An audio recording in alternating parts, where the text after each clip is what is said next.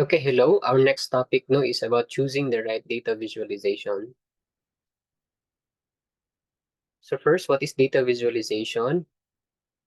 Um, it's the graphical representation of information no, and data. So from our raw data, we're going to project graphically no, to see and what is the behavior of our data. No. It provides an accessible way to see and understand the trends, the patterns, and its outlier.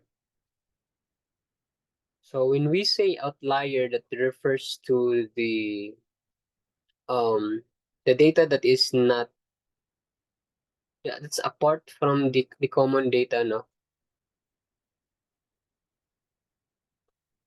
So dali na nato makita ang outlier.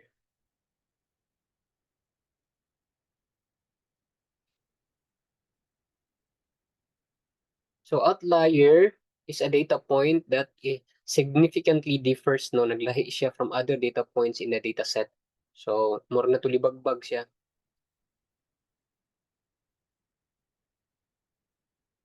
So mao ni siya ang mga points, no, or values niya nga naglahi siya nga naa sa atong data sets.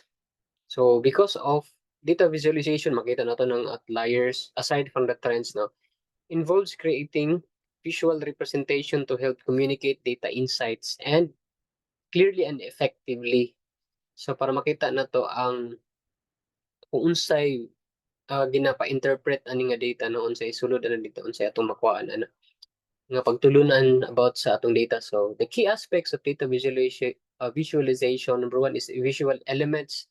Visual elements, charts, graphs, maps, histograms, etc. So these are the building blocks now of data visualizations. We also have tools and software such as kanisya, Power BI, Tableau, Power BI. So kani sila mga proprietary maguni sila. In industry karon, mao ni siya usually ang ginagamit kay murag kuan magud mas easier sa gamiton. However, kuan siya limited lang compared to kuan kaning sa mga programming gid sa Python, kaya mas flexible siya. Interactivity, modern visualizations are interactive. Mag-move na karon compared sa kaning mga kuan, mga 3D na mga visualization.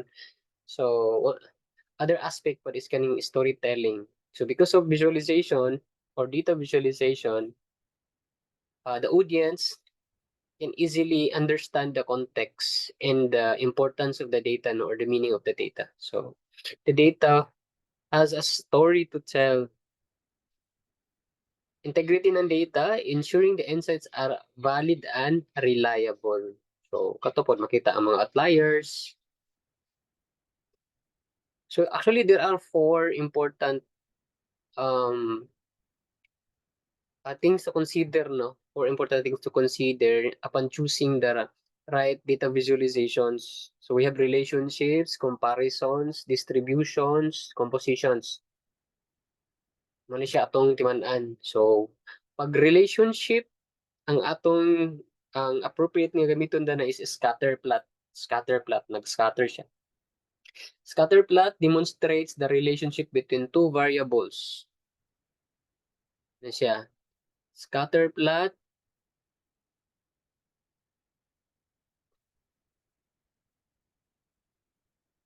demonstrate the relationship between two variables, the x and y. Yun. Wait lang. Anyway. So scatter plot demonstrates the relationship between two variables, the x and the y variables. So the temperature over the sails, no? As you can see here, kaning sa sample, as the temperature increases, sa'yo nitabo. Sales also increases. So probably this is a product that pertains to saman, pampabugnaw siguro, to counter the temperature, the increase of temperature, such as ice cream, mga ganun, pampalamig, ganun siya. Bubble chart. So bubble chart, pag relationship, so ganun na, the relationship between temperature and sales, ano siya, pag bubble chart, chart demonstrate the relationship between three variables. Pag tulo na siya, ganina pag duha, especially if it's numerical values, no? Numerical ang x, numerical ang y. So, that's scatter plot. Bubble chart, pag tulo na siya, variables with an x, y, and the size of the bubble. Siya, the size of the bubble. That's na siya. So, remember, pag relationship, the relationship between variable x variable and y variable or x feature and y feature, ang gamiton is scatter plot, especially if it's numerical values. Relationship, no? Relationship, ang connection sa kaning variable to other variable, unsa iyang effect niya. So that's relationship. Next one is comparison. Pag atong ikumpara, di ba? When you compare something, so pag comparing different colors, di ba? We have bar chart. Kung ganyan na comparison, relationship karon comparison. Okay, compare na to ni red, blue, green, yellow, pink. And then ano siya, number of children nga ganan og yellow, ganan ana. When we're going to compare something na values in x. So that's bar chart. Ano siya. So mga values sa x tanan nato ba ato i-compare over sa atong y na siya. Unlike ganin ang relationship is ang relationship gud sa matag isa. Sa x directly comparison to y, a relationship to y kani is ang comparison sa mga values nga naa sa atong x. Bar chart, it's categorical, no? Ng mga values. Line chart ang gamiton comparing median and average house prices over the years. So, over the years, di ba, ang x na to is mga years man, no? So, ang mga values sa x na to sa years is atong i-compare ang iyang saman. I think blue is the median, no? Red is it's the average. So, pwede rin isa. So, consider na to is red average. So, kung kanilang kuan kay multiple man yang kuan diri line chart sa line charts niya. So, kanilang red nga line na to i-consider. So, that's comparison. No? We're going to compare the values of our x. Ang x na to is year man. Kada year, i-compare na to over sa iyang prices. Okay? So, that's line chart. Blue, ang iyang median niya. So, that's comparison between the values of our x. Compare na to over y. Kanina sa relationship, scatter plot, i-compare na to gid ang value, ang nang relationship gyud sa matag isa ka data points x over y na dili siya necessarily mag-compare ang temperature between each other, no? Mga temperature, but the temperature and the sales go directly relationship ang iyang connection niya, ang iyang impact niya. Comparison, compare na to ang mga values within our x considering y. Diba? So comparing the median and average house prices over the years, median and average sales price of the new homes sold in the US from 1963 to 2010. So this is monthly data, no?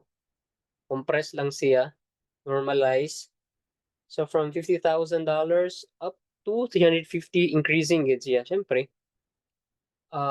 magkamahal man gina over the years. So sales price in US dollar. All right. So that's comparison. Next is distribution. Distribution. So the grade on the quiz and kani siya, box plot. Una to diri sa histogram. Histogram, distribution niya, how the grades is distributed, no? So the number of people. Considering the number, ang X na to is money yung mga grades. Nya, number of people. Makita na to diri nga sa histogram nga there are 10, 15 katawo ang nakascore og 40, nakascore og 50, 25, ana. So ang high nakascore og kuan dire kaning sa tunga mo ni ang iyang mean, di ba? Yung average. So ang average niya is kani siya. nasa somewhat 45 ka tao ang nakascore og something like 75. Okay?